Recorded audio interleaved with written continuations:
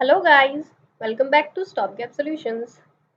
आज हम कंटिन्यू करेंगे जून 2021 करंट अफेयर्स का नेक्स्ट सेक्शन। जिसमें हमारे दो सब्जेक्ट्स रहेंगे, environment plus IR. So our first topic today is State of Finance for Nature Report demands investment in nature-based solutions। ये न्यूज में इसलिए है क्योंकि state of finance for nature report जो रिलीज हुई है, इस रिपोर्ट ने रिकमेंड किया है कि हमको नेचर बेस्ड सॉल्यूशंस फाइंड करने के लिए ज्यादा इन्वेस्टमेंट लाना होगा। So about state of finance for nature report, it is release by UN environment programme, world economic forum and economics of land degradation. ये हमको बेसिकली याद रखना है। The purpose: the report tracks the global trends in public and private investment in nature-based solutions. By this, it aims to improve data quality and identify opportunities for governments, business, and financiers. Nature-based solutions refers to sustainable management and the use of nature to tackle socio-environmental challenges. These challenges range from, अब इसमें आता क्या क्या है, disaster risk reduction, climate change, biodiversity loss, food, water security, as well as human health. So basically, it is an integrated approach. Key findings of the report: the current investment in nature-based solution amounts to 133 billion US dollars. This is about 0.10% of global GDP. Public funds make up 86% and private finance make up remaining 14% of these investment. Public investment में होता क्या है, the largest proportion of the public investment is carried out by US with approximately $36 billion in a year. It is followed by, उसके बाद China, Japan, Germany and Austria. तो सबसे ज्यादा जो कोई देता है तो US. Then countries such as Brazil, India and Saudi Arabia are likely spending large amount of money too, but they do not report internationally comparable data according to the report. Now, private investment. Private investment in nature-based solution is mostly contributed by, इसमें ज़्यादातर commercial financial institutions होते हैं, investors including insurance companies, asset management firms, and philanthropic activities करने वाले foundations और individual लोग. Now, इसका recommendation जो है, पहला, the report calls for the investment in nature-based solution to triple.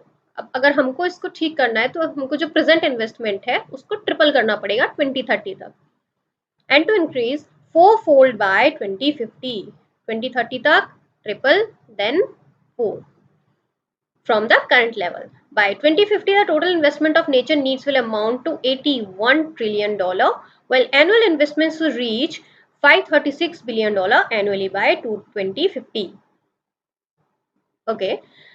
Secondly, the report has called for a comprehensive system and framework for labeling, tracking, reporting, and verifying the state of the finance. This would improve data comparability and quality as an input to future decision making. And last, the report has recommended reforming taxes, repurposing agriculture policies, trade related tariffs, and it also recommended harnessing the potential of carbon markets to finance for the nature based solution. तो basically अगर हम इसको याद रखना भी चाहें तो सिर्फ इतना हमको याद रखना पड़ेगा कि इसको रिलीज कौन करता है, ये वाला part. So now our next topic is oil spill at Sri Lankan coast. So basically जो हमारा मरीन पोल्यूशन होता है उसका एक बहुत बड़ा पार्ट जो होता है वो ऑयल स्पिल्स की वजह से होता है। And Sri Lanka is preparing for a major oil spill. A burnt out container ship is sinking outside Colombo's harbor with nearly 350 tons of oil in its fuel tanks. This ship was burning for last 13 days, causing Sri Lanka's worst maritime environmental disaster. अब oil spill होता क्या है? Oil spill is the contamination of sea water due to an oil को as a result of an accident और human error. Oil spill into oceans most often caused by accident involving, इसमें accident हो जाते हैं tankers, barges, pipelines, refineries, drilling rig, storage facilities, कुछ भी. And impact इसका क्या होता है, किसी भी इन्वायरमेंटल जो आपका पोल्यूशन होगा उसका इस इम्पैक्ट ऑब्वियसली जो वहाँ का लोकल वाइल्ड लाइफ एरिया होता है, जो लोकल मरीन एरिया होता है, उस पर हमेशा नेगेटिव ही आता है. So same in this case, oil spills affect marine life by exposing them to harsh elements and destroying their sources of food and habitat. Oil coating on feathers destroys birds' abilities like waterproofing and insulation. It also decreases the water repellency of birds' feathers, without which they lose their ability to repel cold water. So both for water, marine wala life, and also for birds, this is harmful for both. So both birds and mammals can die from hypothermia as a result of oil spill. So अगर एक term पूछ ले कि जब भी हमारा oil spill होता है, इस टाइप का कोई पोल्यूशन होता है, तो जो बर्ड्स और मैमल्स होते हैं उनकी डेथ होती है, तो बेसिकली किसकी वजह से होती है? Because of hypothermia. So birds can also die of overheating as they are not able to lose body heat due to oil coating. Ingested oil can be toxic to affected animals and damage their habitat and reproductive rate. So basically ये तो आपका direct impact हो गया birds के ऊपर, plus आपका जो marine life हो गया उसके ऊपर. अब मान लीजिए जो हमारा इकोनॉमी है, जो फूड हैबिट्स है, जो मेरीन के ऊपर बेस्ड होते हैं, तो वहां से जब आप इनको कैच करेंगे, जब आप मेरीन लाइफ को कैच करेंगे, फिश को कैच करेंगे, अगर उनकी बॉडी में इंटॉक्सिकेशन भर चुका है, तो वो फिर आपकी फूड चेन में भी आ जाएगा ultimately. Economic impacts of oil spill. It can result in less tourism and commerce on beach and populated shorelines. The power plants and other utilities that depends on drawing or discharging seawater are severely affected by oil spills, and major oil spills are frequently followed by the immediate suspension of the commercial fishing. Human impact क्या होगा इसका? The effect of oil spill on marine life can in turn adversely affect for humans also. For instance, the contamination of the local ecosystem can impact communities that rely on the marine ecosystem to survive. So, as I told you कि जो भी उनके ऊपर survive करते हैं human being, उनके लिए भी ये adversely affected होता है. Water supplies in surrounding areas are at risk of contamination from oil spills. Fishermen and local ship workers can lose their source of income because now health problems will be associated with exposure to oil, such as respiratory damage, decreased immunity, and increased cancer risk. Wait a second, guys. Okay, so how are oil spills clean? अब ये तो सारा हो गया कि ठीक है, हमने बात कर लिया oil spills हो गए, उसके बाद पोल्यूशन बढ़ गया. अब इसको क्लीन कैसे किया जाता है? It is also very typical and difficult task. तो सबसे पहले हम स्किमिंग देखते हैं. इसमें जो oil involves removing oil from the sea surface before it is able to reach the sensitive areas. ठीक है, सेंसिटिव एरियाज पे पहुंचने से पहले जब हम इसकी क्लीनिंग करते हैं उसे भी हम कहते हैं skimming. Then in situ burning.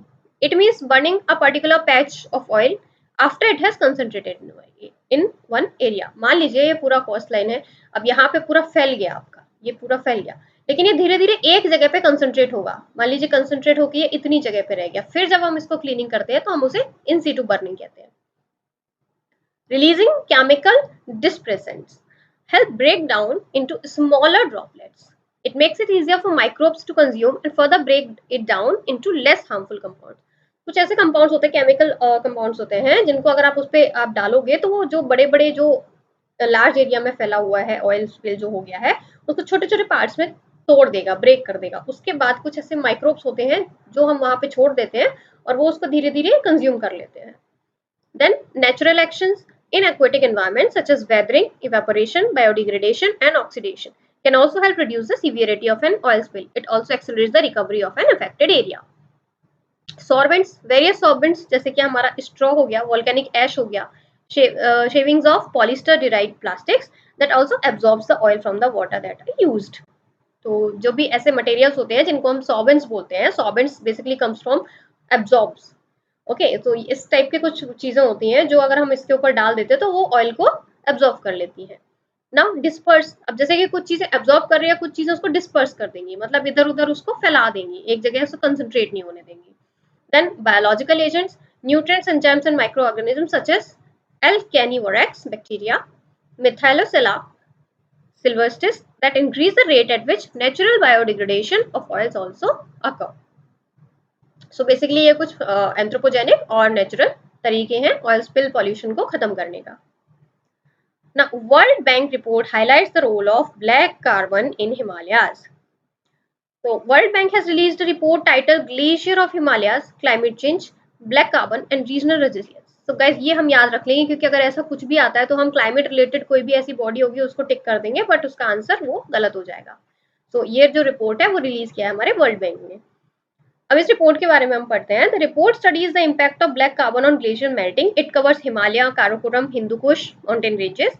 In the end it conclude that Managing black carbon emission in South Asia has the potential not only to achieve global and regional climate benefits, but will also lead to other valuable advantages like improved air quality and energy security. So basically ये report बात करता है कि हमारा जो south Asia का जो reason है, अगर हम उसमें ब्लैक कार्बन का जो पोल्यूशन होता है, अगर हम उसको कम करते हैं तो that will be beneficial to tackle the climate change and also energy security. तो ब्लैक कार्बन होता क्या है गाइस, वो अभी हम डिफरेंट डिफरेंट टाइप के कार्बन होते हैं, वो अभी हम पढ़ेंगे उसके बारे में. Next, Himalaya, Karakoram and Hindu Kush mountain range. So the glacier in the HK, that is Hindu Kush range, containing almost 55,000 glaciers. They store more fresh water than any other region outside the north and south poles. So, जो हमारे north और south poles होते हैं, उसके अलावा जो बहुत सारा फ्रेश वाटर जो कलेक्ट होता है वो हमारे इसी रेंज में कलेक्टेड है, Himalaya, Karakoram and Hindu Kush range में. Their ice reserve feed into 3 major river basins. यहाँ से जो पानी जाता है वो बेसिकली 3 मेजर रिवर बेसिन्स में जाता है, जिसमें पहला Indus, then Ganga, then Brahmaputra. And these rivers are home to nearly 750 million people. Now, key findings of the report.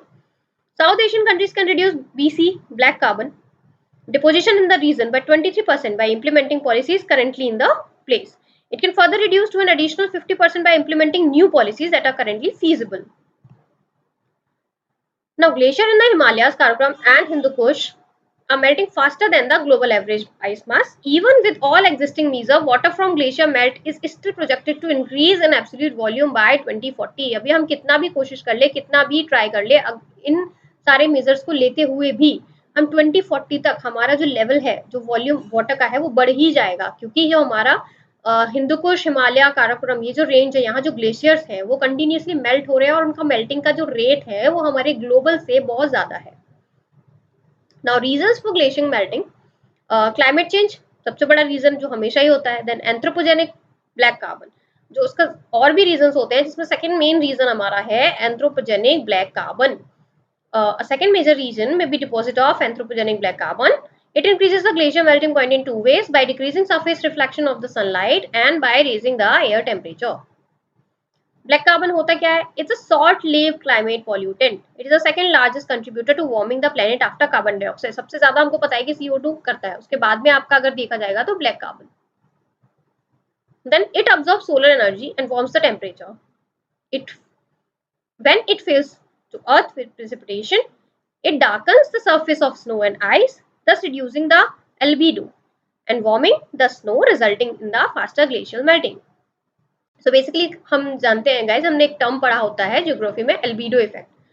सो जब भी कोई भी सरफेस होता है, उसका जो सनरेज को रिफ्लेक्ट करने का जो पावर होता है, दैट इज नोन एज एल्बीडो. तो सबसे ज्यादा जो हमारा होता है वो आइस का ही होता है, क्योंकि उसका व्हाइट सरफेस होता है. अब ये ब्लैक कार्बन क्या करता है, जहां भी ये डिपॉजिट हो जाएगा तो जो सरफेस होगा हमारा, व्हाइट सरफेस होगा आइस का, वो जितना पहले सन रेज को रिफ्लेक्ट कर पाता था उतना नहीं कर पाएगा. तो अल्टीमेटली वहां का जो टेम्परेचर है वो राइज कर जाएगा and it will lead to climate change also. Now, unlike other green house emissions, BC black carbon is quickly washed out and can be eliminated from the atmosphere if emissions stop. अब बाकी सारे जो जो वो होते हैं, pollutants होते हैं, वो बहुत ज्यादा टाइम तक हमारे एनवायरमेंट में स्टे करते हैं, रह जाते हैं. लेकिन ब्लैक कार्बन एक ऐसा चीज है कि जिसको अगर हम ट्राई करेंगे तो हम उसको जल्दी से हटा सकते हैं अपने एटमॉस्फेयर में से. ना सोर्स क्या है इसका? Industry, primarily brick links and restricted burning of solid fuel together account for 45 and 66% of these emission. On road diesel fuel भी है इसका कुछ कारण, और ओपन बर्निंग जो भी होती है वो भी इसका रीजन होता है. अब इसके साथ हम पढ़ते हैं अलग अलग टाइप के कार्बन होते क्या हैं. Blue carbon, it refers to coastal, aquatic and marine carbon sinks held by vegetation, marine organism and sediments. Green carbon भी होता है. It is the carbon that is stored in terrestrial ecosystem, जैसे कि forest में, pastures land में और soils में. Brown carbon, it is a light absorbing particle in the earth atmosphere that has the unique characteristic of both cooling the planet's surface and warming its atmosphere. So guys, ये different type के हमारे carbon होते हैं. Now, clean cooking fuel. Clean cooking fund. It was launched by the World Bank at the UN 2019 Climate Action Summit. The $500 million CCF seeks to scale up public and private investment and accelerate progress toward the universal access to clean cooking by 2030. Now, transitioning to cleaner fuel is necessary to achieve Sustainable Development Goal number 7 on energy. अब ये Sustainable Development Goal number 7 है क्या? Ensure access to affordable, reliable, sustainable and modern energy for all. Okay guys, so that's it. Our next topic is Clean Energy Ministerial and Industrial Decarbonization Initiative. अब ये news में इसलिए है क्योंकि India ने UK के साथ में लॉन्च किया है a new work stream to promote industrial energy efficiency under the industrial decarbonisation initiative. Now what is clean energy ministerial?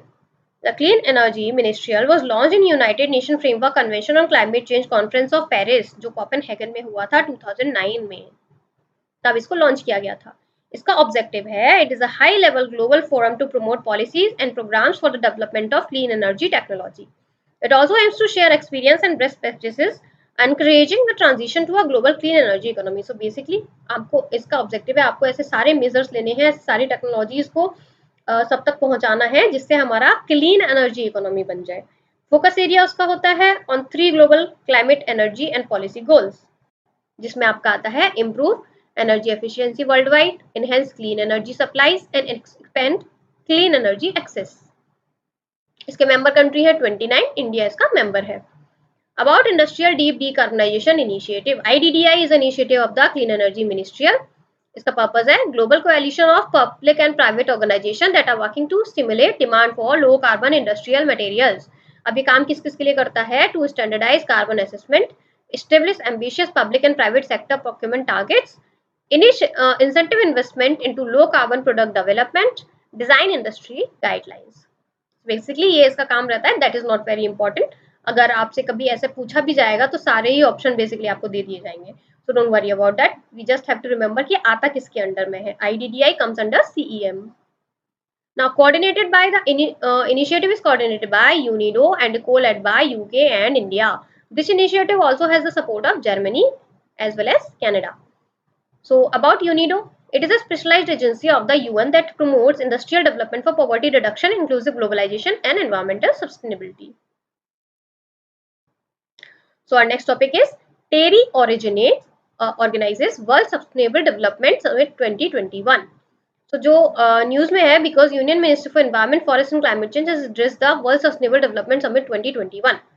So इसके बारे में हम थोड़ा सा पढ़ लेते हैं. It's an annual event organised by energy resources institute TERI since 2001 से ही ये इसको करते आ रहे हैं. The summit was earlier known as Delhi sustainable development summit. Purpose it brings together noble laureates, political leaders among others on a common platform to deliberate on issues related to sustainable development and climate change. The theme for 2021 is ये important है guys, redefining our common future, safe and secure environment for all. So इसके अगर कुछ points हमको याद रखने पड़े तो the availability of water is continuously declining. Agriculture sector alone consume 85% water of available water, and thus water conservation methods should be used in agriculture to manage available water resources efficiently. So अगर सबसे ज़्यादा देखा जाए तो 85% of water अकेला हमारा agriculture sector में चला जाता है. About the Energy and Resource Institute TERI, ये एक नॉन प्रॉफिट रिसर्च इंस्टीट्यूट है जिसको एस्टेब्लिश 1974 में किया था as Tata energy research institute and renamed it to energy resource institute in 2003.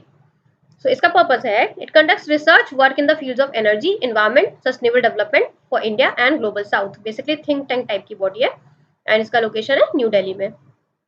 अब टेरी सिर्फ यही काम नहीं करती है, इसके काफी सारे काम होते हैं, उसमें से हम कुछ इनिशिएटिव देख लेते हैं. So lighting up billion lives, LABL. It's an initiative of TERI to provide clean lightning access to the bottom of the pyramid communities. Now, Green Olympiad, it is conducted by TERI in association with MOEFCC. It is an international environment examination that is annually organized for the middle and high school students. And Green Rating for Integrated Habit Assessment, GRIHA. ये guys important है, आप ये दोनों भूल भी जाओ तो चलेगा, बट ये आपको याद रखना है. It was conceived by TERI and developed with the Ministry of New and Renewable Energy. It's a national rating system for green buildings in India. जो बिल्डिंग्स हमारी बनाई जाती हैं, आजकल वो ग्रीन बिल्डिंग्स बनाई जाती है, उनको जो रेटिंग दिया जाता है वो हमारा TERI प्रोवाइड करता है. Okay guys, so next topic is sea knot outbreak in Turkey and its effect on marine ecosystem. News में क्यों है? क्योंकि जो सी नॉट है उसका एक्यूमुलेशन हो गया है सी ऑफ मरमरा में जो कि टर्की में है, is causing the grave environmental concern this is because sea snot can cause considerable damage to the marine ecosystem. अब गाइस यहाँ आप मैप देख सकते हैं, ये हमारा टर्की वाला पूरा पार्ट है, ये हमारा सी ऑफ मरमरा है, ये ब्लैक सी है। सो अराउंड दिस एरिया ये हो गया है। So the Sea of Marmara is an inland sea entirely within the borders of Turkey. This sea connects the Black Sea to the Aegean Sea. ये हमारा Aegean Sea है, ये हमारा Black Sea है। अब यहाँ पे हमारा Sea of Marmara है, ये पूरा का पूरा हमारा टर्की के अंडर आ जाता है।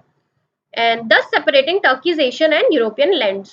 So guys, जैसे कि हमको पता है कि जो हमारा टर्की है, जस्ट लाइक रशिया, ये दो कॉन्टिनेंट्स में आता है, एक हमारा एशिया हो जाता है, दूसरा यूरोपियन।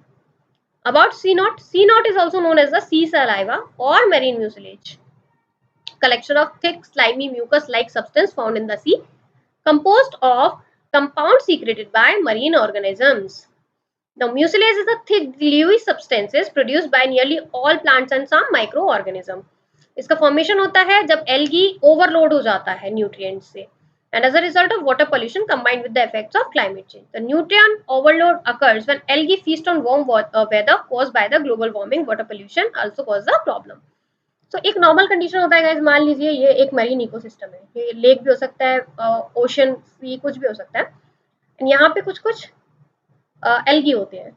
अब जब वाटर पोल्यूशन की वजह से, ग्लोबल वार्मिंग, क्लाइमेट चेंज, इन सब चीज़ों की वजह से जब एक्स्ट्रा न्यूट्रिएंट वाला वाटर यहाँ पहुँच जाता है, तो ये जो है, ये जो सारा एल्गी है वो बहुत ज़्यादा ग्रो करने लग जाता है, ओवरलोडेड हो जाता है ये वाटर बॉडी उसकी वजह से। वैसे इस प्रोसेस को हम यूट्रिफिकेशन भी कहते हैं। सो उसी के रिजल्ट से हमारा सी नॉट फॉर्म होता है। Now see not in Turkey, outbreak was first recorded in Turkey in 2007. Back then it was also spotted in the Aegean Sea near Greece, but the current outbreak in Sea of Marmara is by far the biggest in country's history. So यहाँ पे पहले भी ऐसा होता रहता था, लेकिन अभी जो इकट्ठा हुआ है सी ऑफ मरमरा के अराउंड, वो कंट्री का सबसे बड़ा माना जा रहा है। The reason for this outbreak, the overproduction of phytoplankton caused by climate change. The uncontrolled dumping of the household and industrial waste into the sea has led to the present crisis in Turkey. जैसा कि हमको पता है कि mostly सारी problems जो होती हैं वो एंथ्रोपोजेनिक एक्टिविटीज जो हो जाती हैं हमारी क्लाइमेट चेंज में कंट्रीब्यूशन देती हैं, उसकी वजह से होता है। तो same goes here also. Now effect इसका क्या होगा मरीन इकोसिस्टम पे? The growth of the mucilage which floats upon the surface of the sea like brown phlegm poses a severe threat to the marine ecosystem. It has already caused mass death among the fish. Fish का बहुत ज़्यादा death हो गया है। Other जो इसके अलावा aquatic organisms थे उनका भी डेथ हो गया है, जिनमें आपके कोराल्स और स्पंजेस आते हैं। Moreover, the mucilage is now covering the surface of the sea and has also spread to 80 to 100 feet below the surface. If unchecked, अगर इसको रोका नहीं जाता है तो पूरा का पूरा जो हमारा बॉटम है, सी फ्लोर, उसको ये कवर कर लेगा और बहुत ज़्यादा प्रॉब्लमेटिक हो जाएगा। अब ये हो गया हमारा मरीन इकोसिस्टम पे इफेक्ट। अब हम पढ़ते हैं इसका लाइवलीहुड पे क्या इफेक्ट होगा। Sea knot outbreak has also affected the livelihoods of fishermen. The sludge is getting collected in the fishermen nets, making them too heavy and they break or get lost. So basically अगर यहाँ पे इतना problem है, fishes जो है वो मर रही हैं, तो बेसिकली फिशरमैन जो होंगे उनके लिए प्रॉब्लम होगा। पर दूसरा प्रॉब्लम ये है, जो म्यूसिलेज जो स्लज इकट्ठा हो रहा है वहाँ पे, उसकी वजह से जो फिशरमैन जाते हैं और वो अपना नेट डालते हैं, तो नेट बहुत हैवी हो जाता है और नेट अल्टीमेटली टूट जाता है या खो जाता है। Now, diseases की वजह से several experts has warned that the sea knot can cause the outbreak of waterborne diseases also, जिसमें हमारा कोलेरा भी शामिल है। जो कोलेरा है हमारा waterborne डिसीज है, वो हमारा सिटीज में जा सकता है, फैल सकता है। Okay guys, so next is Haryana's Pran Vayu Devta pension scheme and Oxyvan oxygen forest. अब ये न्यूज में है because Haryana government has launched the Pran Vayu Devta Pension Scheme and Oxyven Oxygen Forest on the occasion of World Environment Day. About Pran Vayu Devta Pension Scheme. So it's an initiative of honor all those trees which are the age of 75, जो 75 साल से ऊपर जितने भी trees हैं उनको honour करने के लिए, क्योंकि ऑब्वियसली उन्होंने बहुत ज़्यादा सर्व किया है हमारी ह्यूमैनिटी को throughout the ages by producing oxygen, reducing pollution, providing shades and so on. पेड़ जो होते हैं उनका तो अगर हम काउंट करने बैठेंगे ना, we can not count even कि उससे कितना सारा बेनिफिट होता है। सो उनको ऑनर करने के लिए ये स्टार्ट किया गया है। Such trees will be identified throughout the state and these will be looked after by involving local people in this scheme. जो भी 75 ईयर्स से अबव पेड़ हैं उनका ध्यान रखा जाएगा लोकल लोगों को इन्वॉल्व करके। अब उनके मेंटेनेंस के लिए जो पेंशन अमाउंट दिया जाएगा that would be 2500 per year. The pension shall be given to the village, panchayat को दिया जाएगा, अर्बन लोकल बॉडीज को दिया जाएगा, उनको रख रखाव करने के लिए, उनका मेंटेनेंस करने के लिए। This tree pension shall continue to increase every year on the line similar to the old age Samman pension scheme in the state. पहले से एक स्कीम चली आ रही है जो वृद्ध लोगों के लिए होती थी, उसी की तरह, उसी की तर्ज पर इसका भी जो पेंशन अमाउंट है उसको हर साल बढ़ा दिया जाएगा। अब ऑक्सीवैन क्या था? Oxyvan are identified pieces of land on which as many as 3 crore trees would be planted. ऐसी जगह जहां पे 3 करोड़ या उससे ज्यादा भी प्लांट जो होंगे उनको प्लांट किया जाएगा। Then Oxyvan will occupy 10% of the 8 lakh hectares of land across Haryana. इतना जो लैंड है पूरे हरियाणा स्टेट में, इसको एलोकेट किया गया है इस स्कीम के लिए। एंड इसका टोटल कॉस्ट जो बता रहा है that would be 1 crore. Okay guys, so our next is Srivilliputtur Mudumalai Tiger Reserve and Vaigai Tiger Reserve. Okay, Vaigai River. So why is this news? Because the declaration of Srivilliputtur Mudumalai Tiger Reserve in Tamil Nadu can rejuvenate Vaigai, India's heritage river. So Vaigai river जो है उसको rejuvenate किया जा सकता है, जो ये अभी डिक्लेरेशन हुआ है श्रीविल्लिपुत्तूर मेघामलाई टाइगर रिजर्व का। So this particular tiger reserve will be the 5th reserve of Tamil Nadu. इनमें से इसके अलावा जो है हमारे मुदुमलाई, अनामलाई, सत्यमंगलम, कलक्कड़, मुंदनुथुराई टाइगर रिजर्व, तो ये हमारा 5th हो जाएगा। About Vaigai river, Vaigai is a river in Tamil Nadu. The river is also referred to as Sivaganga in many places. इसको हम Kritamala for it runs around the city of Madurai like a garland. अब इसका नाम कृतमाला भी है, कृतमाला बिकॉज जो हमारी सिटी है मदुरई उसके अराउंड ये ऐसे माला की तरह फ्लो करती है। It travels through the Pandyanadu region of Tamil Nadu. Historical significance है इसका, the Vaigai was the river that flowed through the city of Madurai, the capital of the ancient and prosperous Pandya kingdom located in the southern Tamil Nadu. The river is also found mention in Sangam literature में भी इसका mention हमको मिल जाता है, जो 300 BC पहले लिखा गया था। The story of Vaigai is told in Thiruvilaiyadal Puranam. इस पुराण में भी इसका मेंशन मिलता है।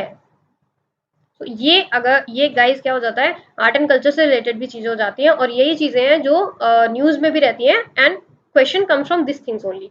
So if it comes that कौन सी ऐसी रिवर है जिसका मेंशन थिरुविलादयाल पुराण में है, तो हम क्या लगाएंगे? वैगई।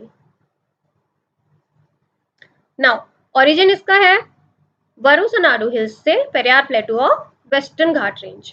एंड ये जाति कहाँ है, अपना रिवर ड्रेन कहाँ करती है? The river finally empties into the park straight near the Pamban bridge in Ramanathapuram district. ना इसकी ट्रिब्यूटरी के बारे में हम देख लेते हैं। सुरुलियारू, मुल्लैयारू, वारागानाडी, मंजलारू, कोटागुड्डी, कृदुमाल एंड उपारू। तो ये सारी भी गाइस अगर कर सके तो प्लीज इसको रिमेंबर कर लीजिएगा, very potential question. And okay, the Vattaparai falls also located on this river. अब इसका सिग्निफिकेंस क्या है? The river fulfils the drinking water requirement of 5 districts of Tamil Nadu, जिसमें थेनी, मदुरई, रामनाथपुरम, शिवगंगाई एंड डिंडीगुल। इन 5 डिस्ट्रिक्ट्स का जो वाटर नीड्स होता है उसको ये फुलफिल करती है। How did things deteriorate for the Vaigai river? अब ये इतनी इंपॉर्टेंट रिवर है तो चीजें इसके लिए खराब कैसे हुई? ये वैगई रिवर था, उसका डिटीरिएशन कैसे स्टार्ट हो गया? So the deterioration of the Vaigai River happened at the end of 18th century when the British started deforesting the Meghamalai region, which acts as a major catchment for Vaigai. So सबका एक ही reason होता है, अगर आप deforestation start कर देंगे तो वहाँ का जो लोकल इकोसिस्टम होता है वो डिस्टर्ब हो जाता है। तो same goes with Vaigai River also.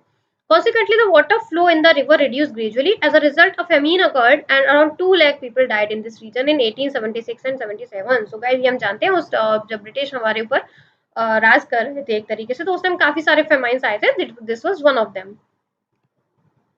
Following the famine, the British Crown proposed diverting water from the Periyar and feeding it to the Vaigai through Periyar Dam. After the dam completion, the water from Periyar was successfully brought to the Vaigai and was revived again. So जब हमारा famine आ गया उसके बाद जो थोड़े से actions लिए गए तो वहाँ डैम बनाया गया, तो पेरियार से फिर वैगई को दोबारा से रिवाइव किया गया। Presently due to the indiscriminate removal of sand from the river, whatever the river flows into the Vaigai gets drained within a few days.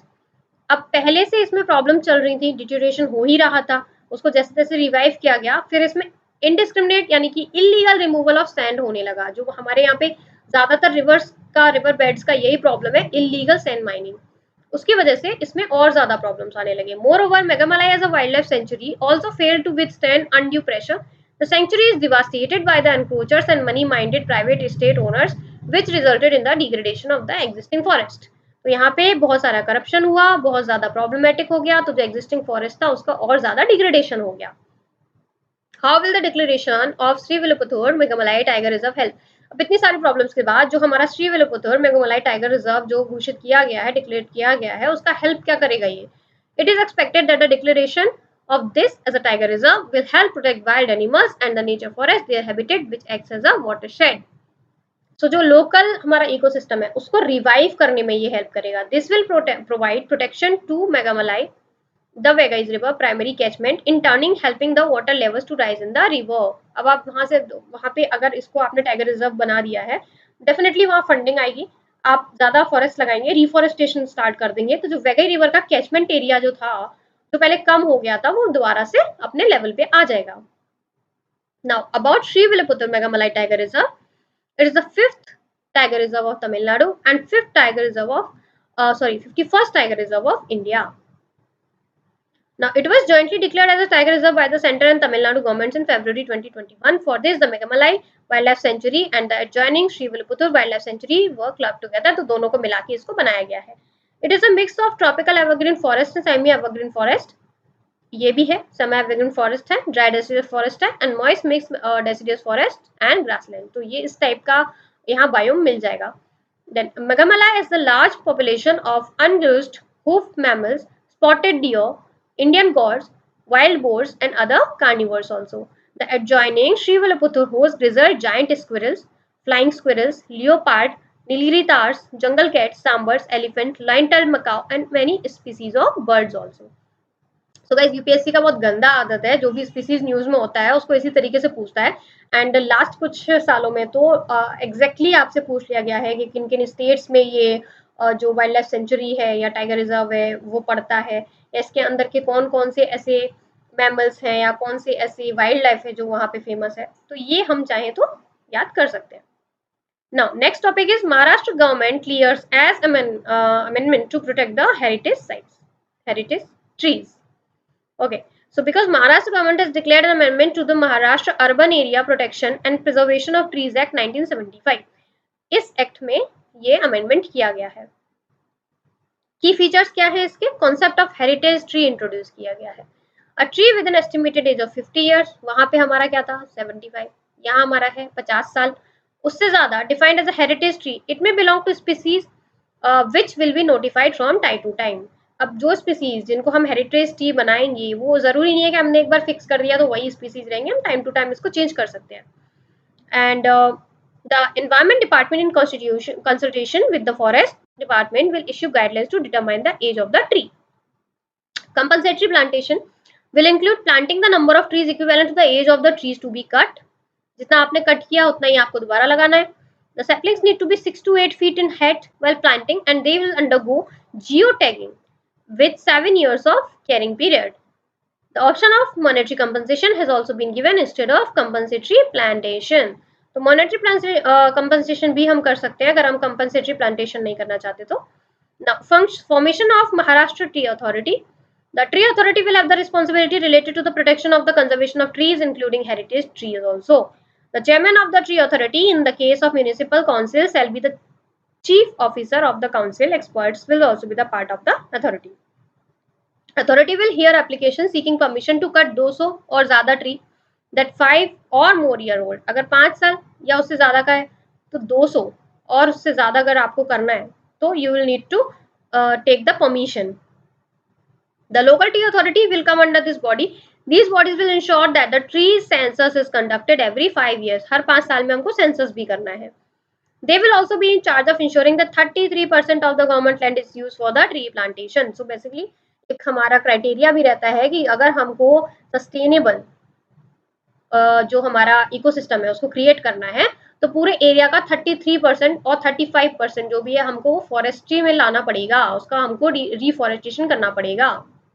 So same goes here also 33%।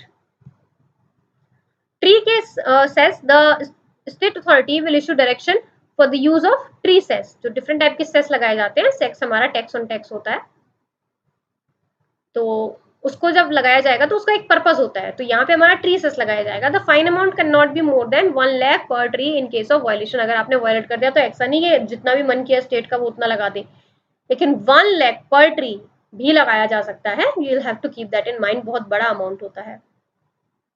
Okay guys, so our next topic is UN High Level Dialogue on Desertification, Land Degradation and Drought. So the Prime Minister of India has delivered a keynote address at the UN High Level Dialogue on Desertification and Degradation and Drought also. So the dialogue has been organized by President of the United Nations General Assembly. It aims to focus the international community's attention on land issues so that it can generate political will for implementing land solutions within COVID-19 adaptation and recovering strategies. Dialogue encourages all member states to adopt and implement land degradation neutrality targets and national drought plans. So basically अगर हम याद भी रखना चाहें तो यही याद रख लेंगे कि ये है क्या और ये किसने करवाया है, किसने ऑर्गेनाइज कराया है. Nothing more than important than that thing. Okay, so our next topic is Bharathilasochus tapani, a carnivorous reptile जो हमारा 240 million years ago जिंदा था. So ये न्यूज में है क्योंकि researchers from Indian Statistical Institute has carried out extensive studies on rocks of the Yarapalli formation in Telangana. ये हमको याद रखना है. During the mid 20th century, during that time they uncovered several fossils. By studying some of these fossils, the team has now provided confirmation on one of the reptiles. अब इतना 20th century जो था उसमें, mid of 20th century उसमें इसका काम चल रहा था, और तब हमें पता चला था कि हाँ कुछ कुछ यहाँ पे ऐसे हैं जो रिमेन्स हैं. लेकिन अभी क्या हुआ है, रिसेंट स्टडी में हमको पता चल गया है, हमको कंफर्मेशन मिल गया है कि ये कौन से रेप्टाइल के रिमेन्स थे. So it was Bharathilasochus tapani. अब हमको इसके बारे में इंफॉर्मेशन मिली क्या क्या है. So the reptile has been named as this. It is a carnivorous reptile that lived 240 million years ago. In the Telugu language, Bhari means huge, Tal means head, Suchus is the name of the Egyptian crocodile-headed deity. तो इतना भारी भरकम नाम बना दिया guys तीन चार चीजों को मिला के. And it is named after, the reptile has been named after paleontologist Tapan Roy Chaudhary for his contribution of India in vertebrate paleontology and especially his extensive work at Yarapalli Formation. Genus, the reptile belongs to a family of extinct reptiles named Erythrosuchidae. ये इसका genus है. Now, Bharathilasochus tapani were robust animals with big heads and large teeth, and these probably predated other smaller reptiles. ये इतना बड़ा है हमारा, माना जाता है कि इसने जो छोटे छोटे रेप्टाइल्स होते थे अलग अलग वो इनको खाता था. They were approximately by the size of an adult male lion and might have been the largest predator in their ecosystem. Adult male lion जो होता है अभी हम जिसको देखते थे उसके बराबर का हो सकता है, एंड उस टाइम का ये लार्जेस्ट प्रीडेटर रहा हो सकता है. Now about Erythrosuchidae, ये जो इसका जीनस है जो हमको मिला है, meaning red crocodiles are a family of large basal Archosaurus carnivores. They lived from the later early Triassic to the middle Triassic. The Triassic is a geological period and system which spans 50.6 million years from the end of the Permian period to the beginning of the Jurassic period. So guys हम अलग जो हम geography part में जो epochs और periods का जो हम टेबल पढ़ते हैं उसमें हमारा आता है Jurassic period, Triassic period and also Permian period. So ये जो हमारा है जो ट्रायसिक है ये जियोलॉजिकल पीरियड के सिस्टम में 50.6 मिलियन ईयर्स का है जब हमारा पर्मियन पीरियड खत्म हो गया था एंड जो हमारा जुरासिक पीरियड स्टार्ट हुआ था. It is the first and shortest period of the Mesozoic era. और जो मीसोजोइक हमारा एरा है उसमें ये पहला और सबसे छोटा वाला पीरियड था. Now the first Erythrosuchidae remains were discovered in South Africa in 1905 and more were found in China and Russia. So पहले ही हमको मिल चुके हैं, कहाँ मिल चुके हैं, साउथ अफ्रीका में मिल चुका है, चाइना में भी मिल चुका है, रशिया में भी मिल चुका है, and here now in Telangana also. So the South African one is about 245 million years old while the one from China and Russia around 240 million years old. तो अगर हमसे ये क्वेश्चन बन जाता है कि ये जो अभी अभी मिला है इस नाम से तो वो पहली बार हमारे तेलंगाना में ही मिला है, हमारे पहली बार हमारे इंडिया में ही मिला है, तो नो गाइस, इससे पहले भी ये मिल चुके हैं। About Yerrapalli formation is located primarily in the Pranhita Godavari basin in Telangana. It is a Triassic rock formation consisting primarily of red mudstones.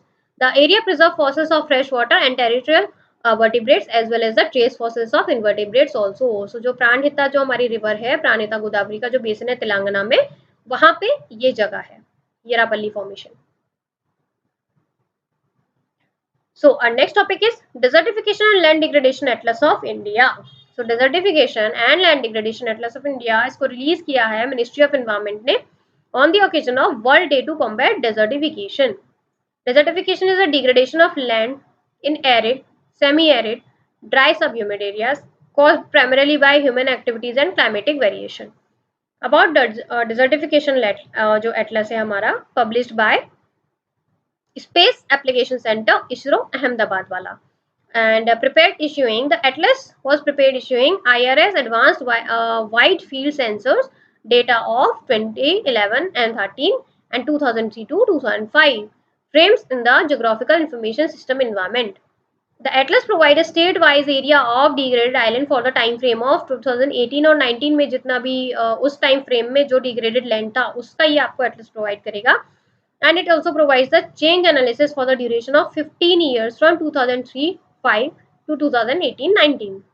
Basically हमको याद रखना है कि किसने निकाला है और इसको बनाया किसने है. सो निकाला तो ऑब्वियसली मिनिस्ट्री ऑफ एनवायरमेंट ने इसको रिलीज किया है, लेकिन इसको बनाने में हेल्प किया है हमारे space application centre ISRO Ahmedabad में.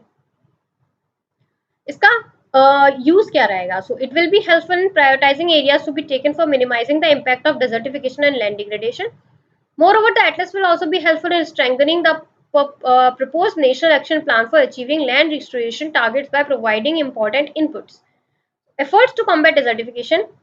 India is a signatory to the UN Convention on Combat Desertification and is committed to achieving the land degradation neutral status by 2030. So India already इसलिए committed है 2030 तक हमको इसको कम करना है. India hosted a 14th session of Conference of Parties COP24 of the UN Convention to Combat Desertification September 2019 में हम इसके host country थे.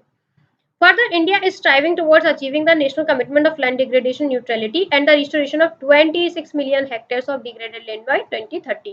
तो ये हमारा target है. The concept of land degradation neutrality emerged from the UN Conference on Sustainable Development Rio+20 in 2012. LDN respond to an immediate challenge, intensifying the production of fuel, food, fuel, and fiber to meet future demands without further degrading our finite land resource base. In other words, जो हमारा LDN है, land degradation neutrality जो है, envisions a world where human activity has a neutral or even positive impact on the land. तो अभी जो हमारे activity जितने होते हैं उससे लैंड पे हमारा बहुत नेगेटिव इम्पैक्ट पड़ता है. तो now what we are trying to do कि अगर हम उसको नेगेटिव पॉजिटिवली अगर नहीं कर पा रहे तो एटलीस्ट नेगेटिव ना करें, हम उसको न्यूट्रल रखें. So the UNCCD Secretariat launched this land degradation neutrality initiative, which has been enshrined in the SDGs Target 15.3 on achieving a land degradation neutral world by 2030. The Government of India has set up a desertification cell under the Ministry of Environment, Forest and Climate Change. Okay, a World Day to combat desertification and drought क्या होता है? हम एक दिन जो 70th of June होता है उसको सेलिब्रेट करते हैं as world day to combat desertification. इसको प्रोक्लेम किया यूएन जनरल असेंबली ने एक रिजोल्यूशन के बाद जो 1995 में लिया था. And the aim of this day is to observe every year to promote public awareness of international effort to combat desertification. और इस बार का जो हमारा थीम था that was restoration land recovery we build back better with healthy land.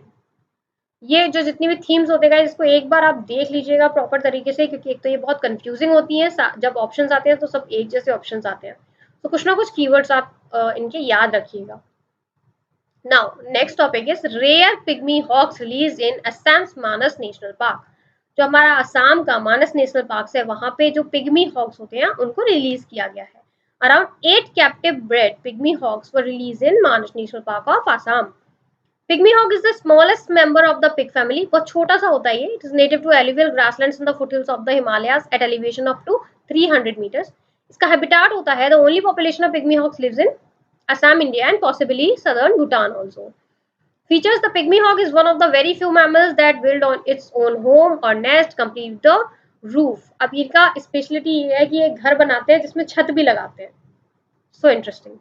Indicator species: pygmy hawk is an indicator species. Its presence reflects the health of a primary habitat, the tall, wet grasslands of the region. अब guys, indicator species क्या होता है? It's an species जो जहाँ भी रहती हैं, जिस भी लोकल एरिया में रहती हैं, वहाँ की कंडीशंस के बारे में बताती हैं. मान लीजिए ये पिग्मी हॉग है, वो आपका ग्रासलैंड, वेट ग्रासलैंड का इस इंडिकेटर स्पीसीज है. तो जहां भी ये मिलेगा, जहां भी आपको ये दिख जाए, तो आप समझ लीजिए कि वहां का जो ग्रासलैंड सिस्टम है वो काफी अच्छा है. आईयूसीएन स्टेटस एंडेंजर्ड है. Indian wild life protection act 1972 के हिसाब से हम इसको शेड्यूल 1 में रखते हैं. Now, Pygmy Hawk Conservation Program. The program is a collaboration among Dural Wildlife Conservation Trust of UK, Assam Forest Department, Wild Pig Specialist Group of International Union for Conservation of Nature and Union Environment Ministry. Under this program, 6 pygmy hogs जो हैं, जिसमें से 2 mail हैं, 4 females हैं, were captured from the Bansbari range of the Manas national park in 1996 for starting the breeding programme. ठीक है, यहाँ से जो बांसबारी हमारा रेंज है मानस नेशनल पार्क में ही आता है, उसमें से 6 पिग्मी हॉक्स को लिया गया था, जिसमें 2 मेल और 4 फीमेल थी. So the reintroduction program began in 2008 with the Sonai Rupai Wildlife Sanctuary. 35 hawks तब किए गए थे, ओरांग नेशनल पार्क में 59 एंड बोर्नाडाई वाइल्ड लाइफ सेंचुरी में 22. As a part of the program, around 142 pygmy hawks were reintroduced to the wild area. This is much more than their current original global wild population. So by 2025, the PHCP plans to release 60 pygmy hogs in Manas National Park. So अभी तक कितना हुआ था? 142. अब हम कर देंगे 60 और. अब हम देख लेते हैं जो छोटे छोटे ऑपरेशंस चलाए जाते हैं फॉर सेविंग वाइल्ड लाइफ. उनमें से एक है हमारा operation Olivia. Olivia was launched by Indian Coast Guard in early 1980s. The operation aims to protect the olive ridley turtle, जैसे कि हमको नाम से पता चल रहा है, when they arrive at the Odisha coast for breeding and nesting from November to December. World first GM rubber saplings planted in Assam. So Rubber Board has planted the world's first genetically modified rubber at its Surutari research farm in Guwahati, Assam. GM rubber crops has been developed at the Rubber Research Institute of India, जो हमारी है केरला में. Next, World Energy Investment Report 2021. The International Energy Agency has released the World Energy Investment Report 2021. The report represents the latest data and analysis of how energy investment flows are recovering from the shock of COVID-19 pandemic. अब जो COVID-19 pandemic की वजह से हमारा जो shock लग गया था, अब वो रिकवर कैसे कर रहा है, ये उसको प्रेजेंट करता है. Now, World Environment Day 2021. It was observed on 5th June 2021. This will also mark the formal launch of UN Decade of Ecosystem Restoration. अब अगर पूछ लिया जाए कि ये जो डिकेड है, UN Decade on Ecosystem Restoration, ये कब से कब तक है? 21 से 30 तक. ट्रस्ट मी गाइस, ये क्वेश्चन डायरेक्टली पूछ लिए जाते हैं. And blue fin mahseer, so it's kind of a fish, blue fin mahseer, which was on the International Union for Conservation of Nature's red list of endangered species, has now moved to the least concerned state. So that's a good news for us guys कि हमने इतना काम कर लिया है कि जो blue fin mahseer है, जो पहले रेड लिस्ट में endangered species की कैटेगरी में आता था, अब उसको हम लीस्ट कंसर्न की कैटेगरी में डाल चुके हैं. So guys, I think आज के लिए हमारा काफी हो चुका है, and rest of the things we'll cover in the next section. Till then, thank you for watching and have a nice day. And if you feel this session was worth watching, please like, comment, share and subscribe. Thank you so much.